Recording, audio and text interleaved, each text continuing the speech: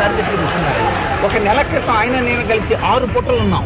అక్కడ చివరి వర్తమానాలు ఆయన చెబుతూ మమ్మల్ని బతకనివ్వడం లేదు, ఎందుకంటే సత్యాన్ని సమాజ్ చేయాలని అనుకుంటున్నారు, ఒకవేళ మళ్ళీ మీ దగ్గరికి రాలేకపోవచ్చు, అయినప్పటికీ మీరు సత్యంలోనే ఉండండి అని చెప్పడం కూడా మాకు చాలా అనుమానం తావించిందండి. ఇంకో విషయం ఏంటంటే ఒకవేళ యాక్సిడెంట్ అయింది అనుకోండి, యాక్సిడెంట్ అయితే పరిశోధన చేయదా? అది యాక్సిడెంట్ అయితే ఏ కారు గుద్దింది, ఎక్కడ గుద్దింది, ఏంటి, దాని నెంబర్ ఏంటి, లేకపోతే అటు వెళ్తున్న కార్లకి పరిశీలన చేసి అలా చేయరండి. ఒకవేళ యాక్సిడెంట్ అయితే ఆ పరంగా చేయాలి కదా, యాక్సిడెంట్ అని వదిలేరు కదండి. ఒకవేళ హత్య అయితే అది ఎక్కడ జరిగింది, ఎందుకు జరిగింది అని చేస్తారు కదండి.